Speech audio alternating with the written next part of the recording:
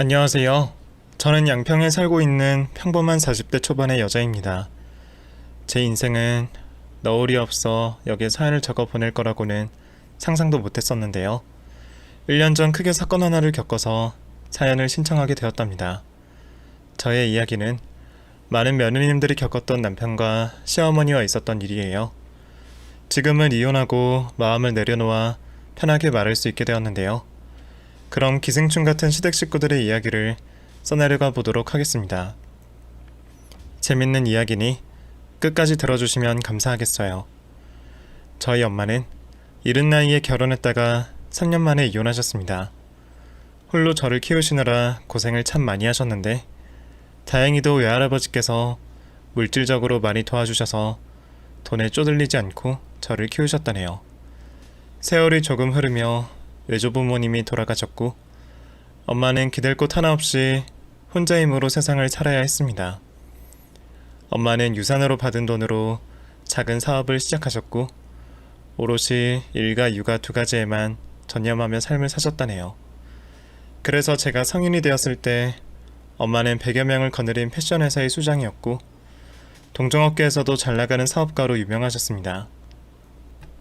저는 엄마의 길을 따라 걷고 싶어서 대학을 패션 디자인학과에 진학했고 열심히 공부해서 우수한 성적으로 졸업했답니다.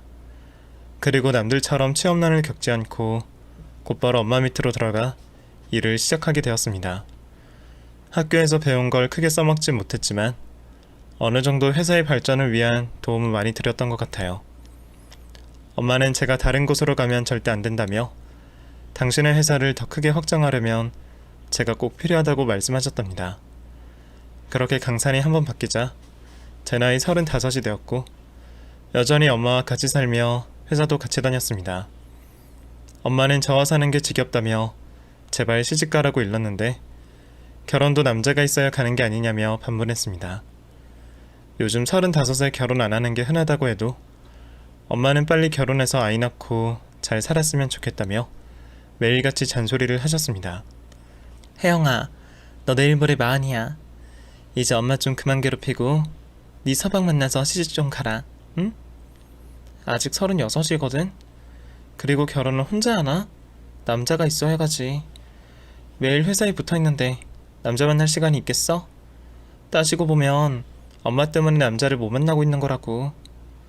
누가 들으면 네가 맨날 야근하고 산 줄 알겠다. 엄마는 근로기준법을 지켜가며 일 시켰거든? 엄마 탓 그만하고 일요일에는 꾸미고 나가서 남자도 좀 꼬셔봐라. 아, 정말 그게 무슨 소리야. 어떻게 여자가 먼저 남자를 꼬셔. 내 자존심이 허락 안 해서 그런 짓은 하지 않을 거야. 엄마는 휴일에도 옆에 붙어있는 저를 보면 한숨만 픽픽 쉬었습니다. 그렇게 30대 후반에 들어서자 회사에서 제가 좋다고 고백하는 남자가 생겼습니다. 물류팀에서 일하고 있는 그는 나이가 저보다 8살이나 어린 사람이었죠. 자기가 맡은 일에 늘 최선을 다하고 사람들에게 인정받는 모습을 종종 보곤 했는데 성실한 그 남자에게서 호감을 느꼈답니다. 그래서 8살이나 어린 그 남자의 고백을 받아들이고 사귀게 되었고 저희는 비밀 연애를 오랫동안 지속했습니다. 혜영씨, 우리 결혼은 언제 하는 거야? 대표님한테 내 이야기 했어? 응? 아직 못했어. 아무래도 자기랑 나랑 나이 차이도 많이 나고 회사 직원이랑 사귄다고 하면 뭐라 할 것 같아서. 에이, 그래도 말씀드려야지. 내가 자기한테 청혼한 게 벌써 6달이나 지났다고. 언제까지 기다려야 돼? 난 매일 아침에 눈을 떴을 때 자기가 내 옆에 있기를 바란단 말이야. 그리고 하루빨리 당신 닮은 딸아이를 낳고 싶다고. 으이그 귀여워라. 내가 그렇게 좋아? 알겠어. 조만간 분위기 봐서 이야기 꺼낼게. 그래, 혹시 반대하시더라도 난 자기를 끝까지 포기하지 않을 거야. 이 지구상의 내 사랑은 당신 하나뿐이니까. 1년 동안 연애 남자친구를 사귀었는데 단점도 있었지만 좋은 점이 훨씬 많았어요. 열정적이고 긍정적인 모습을 매일 보여줘서 저 역시 힘이 나곤 했답니다. 또 잠자리도 아주 만족스러웠습니다. 어찌나 뜨겁고 정열적이던지 이 남자가 아니면 안 되겠다 싶을 정도로 황홀하고 달콤했죠.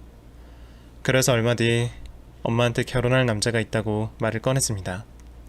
엄마, 나 결혼할 생각인데 어때? 너 지금 농담하는 거지? 남자친구도 없으면서 결혼은 누구랑 하겠다는 거야? 그게 사실은 우리 회사 박수훈 대리하고 사귀고 있었어. 뭐야? 그 물류팀에서 일하는 대리? 응, 1년 넘게 사귀고 있었어. 속여서 미안해. 회사 직원의 나이도 한참 어린 사람을 만나왔다니 어이가 없다. 일은 안 하고 연애만 한 거야? 엄마도 참. 일하다가 마주치면서 사랑이 싹 튼 거지. 어쨌든 난 수은 씨하고 결혼하고 싶어. 엄마는 한숨을 길게 내쉬며 그 박 대리가 결혼할 준비가 됐겠니? 집안 배경이나 신혼집 마련할 능력은 있어? 라고 돈 이야기를 하셨습니다. 엄마는 평생 저만 바라보며 살아오셔서 그런지 능력 있고 저를 고생시키지 않을 사이를 바라셨답니다. 엄마, 수은 씨는 나보다 8살이나 어리고 사회생활한 지 얼마 안 돼서 그럴 만한 형편은 안 돼. 그래서 내가 신혼집을 마련할 생각이야. 연하남이랑 결혼하는데 그 정도는 해야 하지 않겠어? 나도 양심이라는 게 있어야지. 으이구이 하상아, 결혼이 무슨 소꿉놀이인 줄 아니? 기분 내키는 대로 즉흥적으로 하게? 즉흥적이라니? 엄마, 나랑 수은 씨는 진심으로 사랑하고 있어. 결혼도 진작부터 계획하고 있었다고. 그이가 모아둔 돈이 많진 않지만 앞길이 구말리인 사람이니 나중에 나를 호강시켜 줄 거야. 하지만 엄마는 긍정의 말씀을 하시지 않았고 걱정스러운 표정으로 몇 날 며칠을 보내셨습니다. 그래서 저는 수은 씨를 만나고 대화를 나누면서 설득해보기로 했습니다. 수은 씨는 엄마가 결혼 반대를 하고 있다는 걸 알면서도 해맑게 당연한 일이라며 저를 따라 집으로 왔답니다. 엄마는 부하 직원을 집에서 보니 느낌이 이상하다고 말씀하셨지만 수은 씨가 기분 나쁘지 않도록 반가운 미소로 환대해 주셨습니다. 어서와요 박대리. 회사에서만 보다가 우리 집에서 보니 느낌이 다르네. 그동안 회사 사람들 몰래 비밀 연애를 한 거야? 두 사람 다 여우가 따로 없네. 대표님, 진작 말씀드리지 못해 죄송해요. 우리 자기가 비밀로 하자고 부탁해서 그랬어요. 뭐? 우리 자기? 참 귀엽구만. 우리 혜영이를 좋아해줘서 고맙긴 한데 결혼은 다른 문제야. 엄마인 내가 걱정스러운 건 어쩔 수가 없다고. 그래서 말인데 박대리 생각을 좀 말해보게. 대표님, 아니 어머님, 제가 나이도 어리고 경제적 능력이 없어서 결혼을 반대하시는 걸 충분히 이해합니다. 그런데 저 앞날이 창창한 청년이에요. 지금이야 어머님 회사에서 월급 받는 직원이지만 나중에 사업을 해서 혜영씨를 호강시켜줄 겁니다. 틈틈이 공부하면서 준비 중이니 믿어주시고 따님을 제게 주십시오. 수은씨의 일치월장한 고백을 들은 엄마는 씩 웃으시며 그래, 자네가 데려가게. 사실 혜영이가 박대리랑 결혼한다고 했을 때 회사 간부들한테 자네에 대해 조사 좀 해봤어. 성실근면하고 자기 일에 자부심을 가지고 최선을 다한다며? 게다가 사교성도 좋아서 사람들과 두루두루 잘 지낸다고 하더라. 인품 좋다고 소문까지 난 사람을 내가 반대할 이유가 없겠더라고. 라고 말씀하셨습니다. 그럼 저희 결혼을 허락해 주시는 건가요? 정말 고맙습니다, 장모님. 그래, 대신에 내 딸 눈에서 눈물 나게 만들면 가만두지 않을 거야. 당연하죠. 매일 웃게 만드는 남편이 되겠습니다. 엄마 고마워. 난 엄마가 수은 씨를 안 받아주면 가출이라도 해야 하나 싶었는데 일이 이렇게 풀리니 기분이 무지 좋다. 으이그 하상아, 그렇게 박대리가 좋으냐? 그럼 앞으로 지지고 볶고 잘 살아. 이 엄마 실망시키지 말고. 그렇게 저와 수은 씨는 결혼 준비를 시작하게 되었습니다. 경제적 능력이 거의 없는 수은 씨를 대신해 제가 결혼식장과 신혼여행, 그리고 신혼집과 혼수까지 마련했습니다. 저희는 상견례까지 무사히 마치고 부부의 연을 맺게 되었습니다. 시어머니는 저에게 살갑게 잘해주셨고 시집살이 같은 건 절대 시키지 않았습니다. 오히려 저희 신혼집이 비어있을 때 우렁각시처럼 청소와 빨래를 해주시고 냉장고를 채워주고 가셨죠. 그래서 감사한 마음에 용돈을 자주 드렸답니다. 그런데 이상하게도 시어머니가 집에 다녀가시기만 하면 집안의 물건이 하나씩 사라졌습니다. 결혼식 때 착용했던 목걸이가 발이 달렸는지 아무리 찾아봐도 보이지 않았고 친구에게 결혼 선물로 받고 한 번도 신지 않은 명품 구두가 사라졌답니다. 시어머니를 의심하기는 싫었지만 확인은 해야 할 것 같아 전화를 걸어 여쭈어 보았습니다. 어머님, 오늘도 저희 집 청소해 주시느라 애쓰셨어요. 정말 감사해요. 고맙긴. 이 시애미가 좋아서 하는 일이니까 신경 쓰지 말거라. 어머님, 그런데 혹시 제 방에 있던 목걸이 못 보셨어요? 목걸이? 글쎄, 난 안방에 들어가지도 않았는데. 아, 그래요? 그럼 신발장 정리하면서 구찌 구두는 못 보셨나요? 그것도 없어졌네요. 뭐야, 지금 나를 도둑년으로 모는 거냐? 목걸이랑 구두가 없어졌는데 나한테 묻는다는 건 내가 훔쳐갔단 말을 하고 싶은 거야? 아, 아니에요 어머님. 저는 혹시 어머님이 다른 데다 치우셨나 해서 엿듣는 거예요. 언짢으셨다면 사과드릴게요. 됐다. 난 네 물건에 손도 안 댔으니 괜한 의심 말아라. 이만 끊는다. 시어머니는 기분 나쁘게 전화를 끊으셨고 저는 찝찝한 기분으로 하루를 보냈답니다. 그래서 전 시어머니가 저희 집에 다신 안 오실 줄 알았습니다. 제가 그렇게 의심했으니까요. 하지만 언제 그랬냐는 듯 우렁각시처럼 일주일에 2번은 꼭 오셔서 깨끗하게 집을 치우시고 돌아가셨답니다. 그런데 얼마 뒤 퇴근하고 집에 갔더니 주방이 휑한 거예요. 뭔가 빠진 것 같은 느낌이 들어 곰곰이 생각해봤더니 식기세척기가 사라진 겁니다. 이게 무슨 일인가 싶어 시어머니께 연락을 드렸습니다. 어머님, 식기세척기가 사라졌어요. 혹시 어머님이... 아, 그거? 내가 집으로 가져왔다. 어차피 니들 설거지감도 별로 안 나오잖냐. 그리고 니들 설거지는 내가 할 테니까 그냥 물에 담가두거라. 네? 어머님, 식기세척기가 필요하시면 말씀을 하시지 그랬어요. 제가 충분히 사드릴 수 있는데요. 뭐하러? 너희 집에 있는 거 거의 쓰지도 않는 것 같아서 아까워서 가져왔다.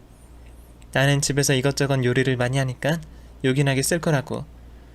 혹시 내가 식기세척기를 가져와서 기분이 나쁜 건 아니지? 네? 아, 네, 그럼 어머님이 잘 써주세요. 그제야 시어머니에게 도벽이 있다는 걸 느꼈습니다. 목걸이와 구두도 분명히 시어머니가 가져갔을 게 뻔해 보였죠. 그리고 남편이 결혼한 지 몇 달 만에 변하기 시작했습니다. 제가 알던 근면 성실한 남자는 어디로 갔는지 회사에서 농땡이를 피우고 여직원들과 농담 따먹기를 하는 모습을 자주 보게 되었습니다. 자기야, 요즘 일하는 게 왜 그래? 예전과 너무 달라졌어. 물류팀 이 팀장님 말을 들어보니까 자기 업무를 다른 사람들한테 넘기기까지 한다며? 이 팀장이 그런 말을 해? 이 자식 안 되겠네. 대표 사이를 물러봤나. 감히 팀장 나부랭이가 후기자 뒷담화를 해? 내일 가서 면상에 욕이라도 퍼부어줘야겠어. 당신 지금 뭐라는 거야? 당신이 뭔데 이 팀장한테 욕을 퍼부어? 그리고 후기자라니. 누가 당신한테 회사를 넘겨준대? 요즘 진짜 왜 이러는 거야? 예전의 모습은 어디 가고 허세만 늘어난 거냐고. 그 애는 저와 결혼한 게 큰 벼슬이라도 얻은 것 마냥 매우 건반진 태도로 직원들을 대했답니다. 저는 정신 차리라고 몇 번을 알려줬는데도 귓등으로 들었습니다. 자기야, 말이 나와서 하는 말인데 장모님 언제 은퇴하신대? 자기랑 내가 회사를 운영하면 지금보다 훨씬 잘할 것 같지 않아? 장모님은 너무 고리타분한 성격이라 감각이 뒤떨어지는 것 같다고. 뭐라고? 지금 우리 엄마가 문제 있다는 거야? 당신 나랑 결혼했다고 부귀영화를 누리는 걸로 착각하나 본데 당신은 일개 직원일 뿐이야. 엄마가 은퇴해도 회사는 나 혼자 운영할 거니까 꿈도 꾸지 마. 그리고 당신 나랑 결혼하기 전에 뭐라고 그랬어? 열심히 공부하고 돈을 모아서 사업장을 직접 차리겠다고 했잖아. 그런데 지금 하고 있는 꼴이 이게 뭐야? 자기야, 내가 사업장을 차릴 돈을 모으려면 10수년이 더 걸려. 쥐꼬리만한 월급을 모으는 게 가능하겠어? 게다가 눈앞에 내 회사가 버젓이 있는데 왜 괜한 고생을 해야 되지? 그리고 당신은 양심이라는 걸 좀 가져라. 8살이나 어린 나랑 결혼했으면 그 정도는 감수해야 하는 거 아니야? 길 가는 사람 붙잡고 물어봐. 이 결혼에 손해보는 사람이 누구인지. 그러니까 생각 잘하고 장모님께 말씀 잘 드리란 말이야. 그이는 변해도 너무 많이 변해버렸습니다. 제가 아무리 타이르고 화를 내도 회사에서 거들먹거리고 대표 행세를 했답니다. 업무 시간에 마음대로 나가서 놀다 들어오기도 했고 퇴근 시간이 한참 남았는데 집에 와서 낮잠을 자기도 했네요. 저는 속이 터질 것 같아서 엄마에게 말했더니 이미 남편의 행동을 지켜보고 있었다며 근무 태만으로 감봉 처리를 하겠다고 일렀습니다. 그러자 남편은 불같이 화를 내며 식구끼리 치사하게 뭐하는 짓이냐고 저에게 언성을 높여 따지긴 했지만 회사에서 잘리기 싫었는지 다시 열심히 일하기 시작했습니다. 물론 인상을 팍팍 쓰며 불만 가득한 얼굴로 말이죠.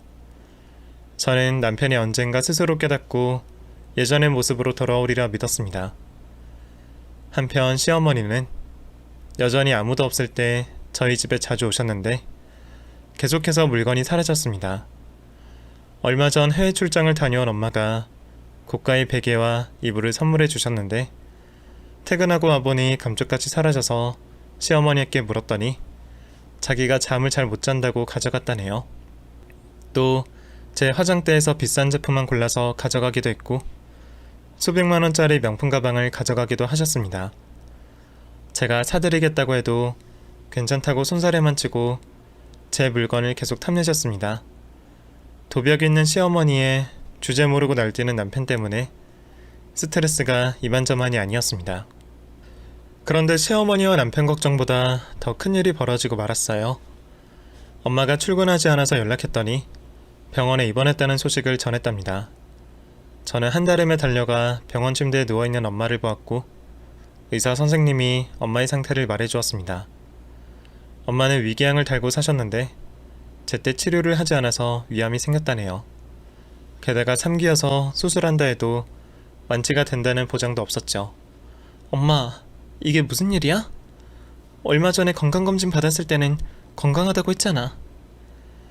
네가 지금처럼 놀랄까봐 말하지 못했어. 엄마는 괜찮으니까 얼른 회사에 들어가봐. 엄마가 없으면 네가 그 자리를 메꿔야지. 지금 회사가 대수야? 엄마 지금 위암 3기라고. 내가 낫도록 옆에서 돌봐줄 거야. 한시도 떨어지지 않을 테니까 그런 줄 알아. 그럼 회사는 어떻게? 오너가 자리를 비우면 안 된다고. 저는 어쩔 수 없이 남편을 그 자리에 잠시 앉히자고 말했습니다. 설마 회사를 말아먹겠느냐고 하며 믿어보자고 했죠. 그날 저녁 남편과 시어머니가 같이 병실로 찾아왔습니다. 어두워진 낯빛의 엄마를 보고는 크게 놀랐어요. 사부인, 어쩌다 이렇게 큰 병을 앓게 되셨어요? 하늘도 무심하시지. 심성 고우신 사부인에게 이런 날벼락을 내리실 수 있을까요? 아휴, 제 가슴이 찢어질 것 같습니다. 장모님처럼 건강하시던 분이 갑자기 암이라니 믿기지가 않아요. 하지만 위암 3기는 얼마든지 완치가 가능하다고 합니다. 그러니 용기 잃지 마시고 꼭 암을 이겨내세요. 고맙네. 자네가 나를 위로해주니 기분이 나아지는 것 같아. 그런데 박서방, 자네가 임시로 회사 대표직을 맡아줄 수 있겠나? 보다시피 혜영이는 내가 일어날 때까지 옆에서 떨어지지 않을 것 같네. 그동안 박서방이 회사를 운영해주면 좋겠네. 부담 갖지 말고 지금 상태를 유지만 시켜주면 돼. 정말요? 장모님이 이렇게 부탁하시니 열심히 한번 해보겠습니다. 회사 걱정은 붙들어 매시고 장모님 몸만 생각하세요. 그래, 고맙네. 자네를 믿어볼 테니 회사 운영을 잘해주게. 당신 진짜 잘해야 돼. 괜히 욕심부려서 회사를 위기에 빠뜨리면 안 된다고. 엄마가 운영하던 방식을 유지만 시켜줘. 알겠지? 그럼 그렇게 해야지. 나도 내가 아직은 대표가 될 그릇이 아닌 걸 알아. 회사 간부들 도움받아서 잘할 테니까 한번 믿어봐. 그렇게 남편과 시어머니는 빠른 케어를 빈다고 인사를 하고 나갔습니다. 그이는 자주 오겠다는 말을 남겼고 시어머니는 도백의 흔적을 남기셨습니다. 이런 상황에서도 면회객들이 두고 간 음료수와 과일을 챙겨서 가셨더라고요. 그렇게 저는 병원에서 엄마를 지켰고 남편은 회사를 지켜나갔습니다. 며칠 뒤 엄마는 수술을 받고 항암 치료를 받기 시작했습니다. 얼마나 고통스러워 하시던지 옆에서 지켜보는 것만으로도 가슴이 찢어질 것 같았답니다. 남편은 일주일에 한 번씩 병원에 들러 엄마의 상태를 살폈고 회사가 어떻게 굴러가고 있는지 알려주었습니다. 다행히 그이가 회사를 잘 유지해주는 덕에 걱정 하나를 덜 수 있었죠. 엄마는 독한 항암제를 맞으며 회복을 하셨다가 다시 안 좋아지기를 반복하셨습니다. 암과의 사투가 얼마나 끔찍한지 제 두 눈으로 똑똑히 보았죠. 어느새 엄마의 머리카락과 눈썹은 몽땅 빠져버렸고 광대뼈가 튀어나올 정도로 빼빼 마르셨습니다. 그리고 저 역시 엄마의 간병으로 뭔가 마음이 지쳐서 많이 아이였습니다. 기운이 없는 건 물론이고 정신이 피폐해져서 언제 해가 뜨고 지는지도 모른 채 시간을 보냈답니다. 그러던 중 회사 임원인 김 이사님께 연락이 왔습니다. 저 엄마가 많이 힘든 상황인데 회사 일로 전화를 해서 미안하다며 말을 이었죠. 이혜영 팀장님, 대표님은 회복하시고 계신가요? 아, 네, 이사님. 잘 모르겠어요. 매일 좋아졌다 나빠지기를 반복하고 계세요. 그래도 힘내고 계시니 좋은 결과가 있을 것 같습니다. 팀장님, 제가 전화를 드린 이유는 박수훈 대리 때문이에요. 임시로 대표 자리에 앉은 박 대리가 회사 운영을 기판으로 하고 있습니다. 저희 회사와 거래하는 의류상인들에게 거래 가격을 맘대로 올렸어요. 그래서 거래가 끊긴 상인들이 한둘이 아닙니다. 그뿐만 아니라 박 대리의 친척들을 회사에 취직시켰어요. 뭐 일만 잘한다면 문제가 없겠지만 그 친척들이 하는 일이라고는 자리에 앉아 게임만 하고 있네요. 이것 말고도 많은 문제가 많습니다. 팀장님이 힘든 상황인 건 알지만 아무래도 회사를 나오셔서 바로잡을 필요가 있을 것 같아요. 이사님의 말을 듣자 그동안 남편에게 회사를 맡긴 게 큰 재앙이라는 생각이 들었습니다. 고양이에게 생선을 맡긴 격이었죠. 결혼 전 열정적인 모습으로 회사를 운영해주길 바랬지만 이미 변해버린 그이가 대표라는 감투를 썼으니 이 같은 결과가 초래한 거였죠. 그래서 저는 아픈 엄마를 두고 회사로 나갔습니다. 많은 직원들이 위로의 말을 전하며 따뜻한 인사를 건네주었죠. 회의실로 들어서자 임원들이 모두 모였는데 남편은 어딜 갔는지 보이지 않았습니다. 회사를 이 꼴로 만든 박 대리는 어딜 간 거죠? 그게 팀장님, 박 대리가 대표 자리에 앉고 나서는 회사에 나오고 싶을 때만 나오고 있습니다. 저희가 연락해도 받지 않고요. 저는 한숨을 내쉬며 회사 꼴이 말이 아니군요. 모든 건 제 탓입니다. 박 대리에게 회사를 맡긴 제가 어리석었어요. 앞으로는 제가 일주일에 3번씩 나오도록 할게요. 그럼 회사의 문제를 회의해 보도록 하죠. 라고 운을 떼며 회의를 시작했습니다. 저는 거래처에 연락을 직접 돌리며 원래 가격으로 거래를 성사시키려고 노력했고 남편이 취직시킨 친척들을 내쫓았습니다. 그리고 장부 정리를 하는데 남편이 돈장난을 많이 했더라고요. 이 문제는 그냥 넘어갈 수 없었기 때문에 자문 변호사를 만나 장부조서와 돈이 빠져나간 출처를 알아봐달라고 했죠. 그리고 어디서 뭐하고 있는지 모를 남편에게 연락했더니 받지 않았습니다. 그래서 먼저 집으로 향했는데 거기엔 아무도 없었습니다. 게다가 집을 언제 치웠는지 모를 정도로 지저분하고 더러웠습니다. 제가 없는 동안 시어머니도 발길을 끄는 모양이었죠. 저는 남편을 어디서 찾아야 할지 몰라 단념해버렸고 다시 병원으로 돌아가기로 했습니다. 그 전에 먼저 엄마의 부탁대로 엄마의 집을 들러 책을 몇 권 챙겨갈 생각이었죠. 택시를 타고 1시간을 달려 엄마의 집 앞에 도착했고 비밀번호를 누르고 현관문을 열었습니다. 그러자 믿지 못할 광경이 제 눈앞에 펼쳐져 있었습니다. 거실 바닥에 앉아 게임을 하는 남편의 모습이 보였죠. 대형 텔레비전에 게임기를 연결해서 신나게 조이스틱을 두드리고 있더군요. 너무 기가 막혀서 말문이 막힌 저는 주변을 돌아보는데 야외 테라스에서 시어머니가 거품 목욕을 하는 게 보였답니다. 제가 이런 인간과 결혼하고 가족이 되었다는 게 매우 한심하게 느껴지는 순간이었죠. 제가 집안에 들어온지도 모르고 각자 여가를 즐기고 있는 두 모자에게 소리를 질렀습니다. 야, 이게 뭐 하는 짓이야? 자기야, 언제 왔어? 뭐? 당신이랑 어머님 여기서 뭐 하는 거야? 아무도 없는 집에 이렇게 함부로 들어와서 뭐 하는 짓들이냐고. 제가 화를 내도 남편의 눈은 게임 화면에 고정되어 있었습니다. 내 말 안 들려?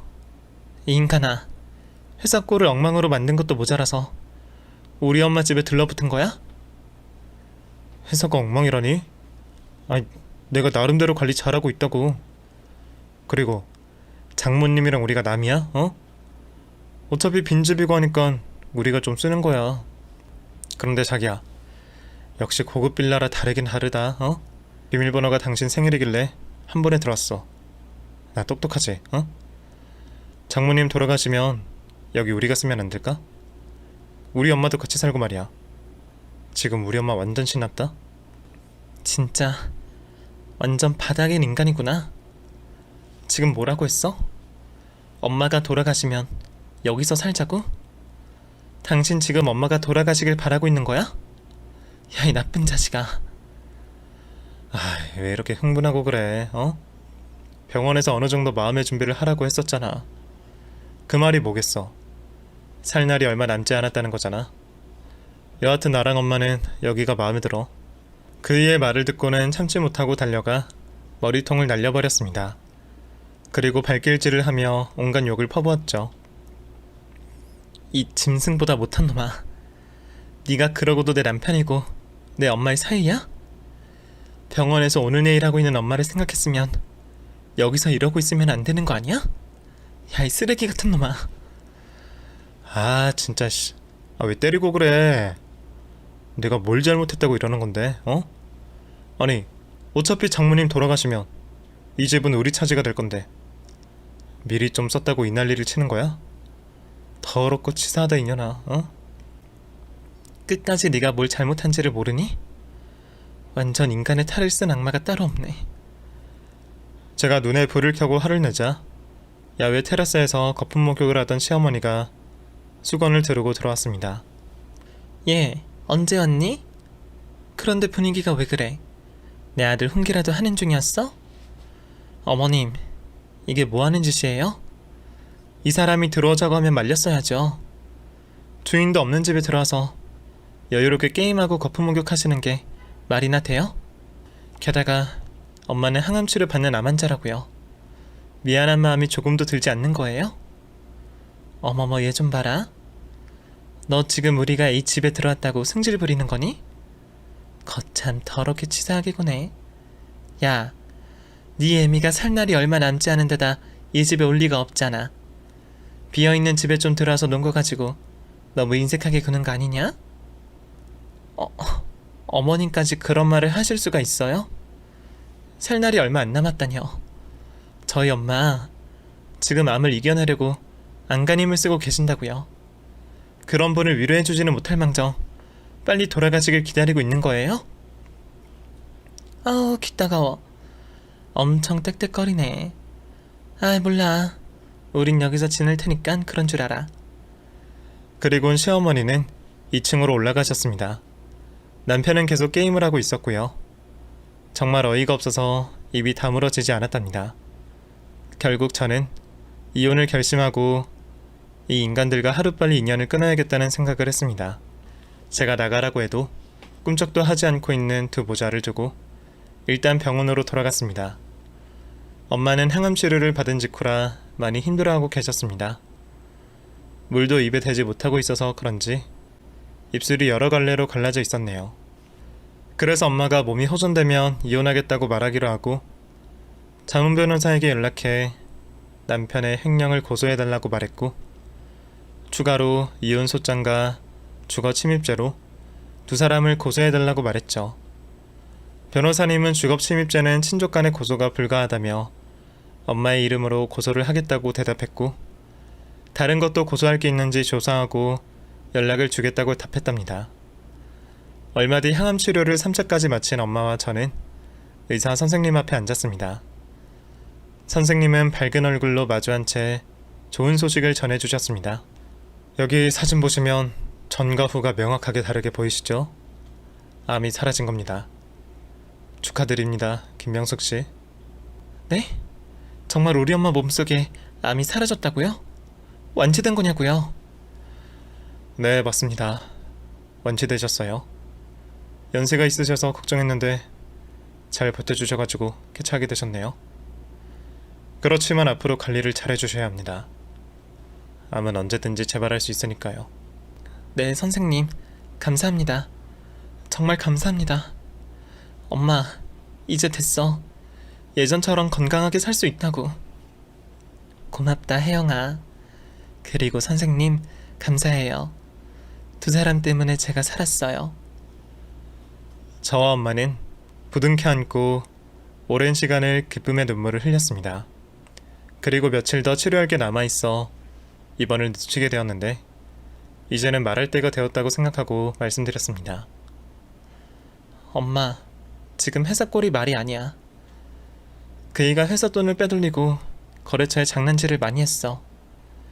내가 바로잡고 있어서 어느 정도 해결은 된 상황이야. 휴, 박서방을 믿는 게 아니었는데 괜히 네 남편한테 회사를 맡겼나 보다. 정말 미안해. 그리고 다른 문제도 참 많아. 그래서 이혼하려고 해. 저는 그동안 있었던 일들을 하나도 빠짐없이 말씀드렸습니다. 시모와 남편이 엄마가 돌아가시길 기다리고 있다는 이야기도 해드렸죠. 그러자 엄마는 더 두고 볼 것 없이 이혼하라며 자문 변호사에게 직접 전화를 걸어 여러 변호사를 추가로 선임해서 두 모자에게 제대로 된 손해배상을 청구하라고 일렀답니다. 이혼 소장과 횡령죄로 고소를 당한 남편과 주거침입과 엄마의 물건을 훔친 절도죄로 고소당한 시어머니는 경찰 조사를 받게 되었습니다. 저와 엄마는 사실 조사를 위해 경찰서로 향했습니다. 이윽고 두 모자는 경찰들에게 항변하듯 주저리 변명을 하며 자신들은 죄가 없다고 우기고 있었습니다. 잠시 후 저와 엄마의 얼굴을 확인하자 시어머니가 놀란 눈으로 말했습니다. 사부인, 퇴원하셨어요? 몸이 다 나으신 거예요? 네. 그런데 표정이 왜 그러세요? 제가 낫지 않길 바란 사람처럼 말이에요. 그럴 리가요. 제가 오매불망 사부인이 암을 이기고 돌아오길 얼마나 기다렸는데요. 그건 그렇고 사돈이 저희를 고소했어요? 주거침입죄며 절도죄라니 이게 말이 되는 겁니까? 제 집에 허락도 없이 들어가 먹고 자고 놀았으니 주거침입죄가 맞죠? 게다가 제 보석함의 물건들을 여러 개 가져가셨다고 하던데 제 변호사가 증거를 다 찾아냈습니다. 그러니 변명할 생각하지 마시고 처벌받으세요. 그리고 박서방, 자네는 회사 돈을 마음대로 빼돌리고 회사를 위기에 빠뜨리는 여러 죄를 저질렀어. 그러니 그 벌을 달게 받아야 할 거야. 덧붙여서 이혼 소송도 당할 테니까 마음의 준비를 단단히 하는 게 좋을 거야. 우리 집안의 덕을 많이 보고 살았으니 위자료도 그만큼 많이 준비해야 될 거야. 장모님, 제가 잘못했습니다. 자기야, 내가 잘못했어. 그러니까 이번 한 번만 용서해주고 그냥 넘어가주면 안 될까? 횡령죄니 뭐니 이런 것도 다 치하해줘. 내가 앞으로 당신과 장모님한테 100배 1000배 잘할 테니까 용서해줘. 하지만 저는 그이의 말을 들어줄 마음이 하나도 없었습니다. 그래서 미친 소리 하지 말고 벌을 받으라고 으르렁거렸습니다. 그러자 남편과 시어머니는 지금 상황이 심각한 걸 깨달았는지 저희 모녀 앞에 무릎을 꿇었답니다. 사부인, 아니 선생님, 이러지 마세요. 제발 고소를 취하해 주세요. 이 노인네가 도벽이 있어서 선생님의 물건을 탐냈네요. 제가 앞으로 선생님의 집에 가정부가 될 테니 제발 선처해 주세요. 자기야, 내가 어리석었어. 회사 수장이 되니까 나도 모르게 눈이 돌아버렸나 봐. 나도 모르게 욕심이 나서 그랬어. 앞으로 당신의 하인이 되어서 시키는 대로만 하며 살게. 그러니까 제발 살려주라. 나 감옥 가기 싫단 말이야. 그 순간 경찰들이 알아서 등을 돌려주었습니다. 저희 모녀에게 두 모자의 뺨을 날리라고 분위기를 만들어준 건지 모르겠지만 저는 남편의 따기를, 엄마는 시어머니의 따기를 힘차게 날려버렸습니다. 이 인간아, 이렇게 될 거라고는 상상도 못했지? 그러니까 그렇게 제멋대로 날 띄웠겠지. 난 당신과 시어머니를 절대 용서할 수 없으니까 깜빵 들어가서 죗값을 받아. 아, 그리고 위자료는 엄청나게 많이 물어줘야 할 거야. 당신 재산이 없으니 아마 사채까지 써야 할 거야. 사돈, 아니, 야 이 도둑년아. 내 딸 집에서 물건 훔친 것도 모자라 내 집에 침범해서 살림까지 차려? 게다가 네가 훔쳐간 보석들이 얼마짜린 줄 알아? 넌 중범죄로 들어가서 꽤 오랜 시간을 감옥에서 보내야 할 거야. 그렇게 호통을 치고 나서려는데 두 모자는 저희 발목을 잡고 살려달라고 구걸했습니다. 당연히 저와 엄마는 그들의 손을 뿌리치고 경찰서에서 나왔네요. 그래서 시어머니는 절도죄로 바로 구속이 되었고 남편은 제가 보낸 이혼 소장을 받고 법원에 서게 되었습니다. 그이가 배상해야 할 돈이 어마어마했기 때문에 여러 곳에서 대출을 받은 것도 모자라 사채까지 써서 위자료를 지급해 주었습니다. 그렇게 엄마와 저의 복수를 끝내는 줄 알았습니다. 그런데 횡령죄로 구속된 전 남편이 얼마 지나지 않아 형 집행정지로 출소하게 되었답니다. 저와 엄마는 분노하고 왜 그렇게 되었는지 따지려는데 알고 보니 전 남편이 폐암에 걸려 구치소에서 나왔다네요. 암은 이미 말기여서 아무런 희망도 없어서 죽음을 준비해야 했답니다. 그리고 정확히 한 달 뒤 남편의 죽음 소식을 전해 들었습니다. 물론 명복을 빌어주러 가지 않았습니다.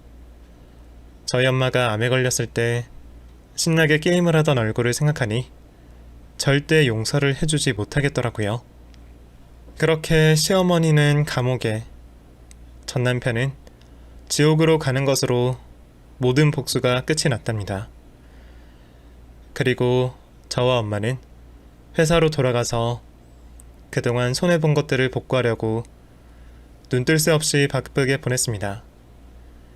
매출을 올리지 않으면 직원들의 월급이 밀리는 상황이 생기기 때문에 이를 해결하려고 무던히 애를 썼답니다. 다행히 엄마의 얼굴을 보고 거래를 유지해주고 투자를 아끼지 않는 분들이 계셔서 급한 불을 끄게 되었습니다. 이후 엄마는 계속해서 대표 자리에서 책임을 다하셨고 저도 주어진 일에 최선을 다했답니다. 이듬해 제 나이는 40이 되었습니다. 거울을 보니 꽤 많은 주름들이 자리 잡고 있더라고요. 엄마는 재혼을 안 해도 되니 스트레스 받지 말고 자유롭게 살라고 하셨답니다. 그런데 제 생각은 달랐어요. 쓰레기 같은 놈과 살았으니 제대로 된 사람과 결혼하고 싶더라고요.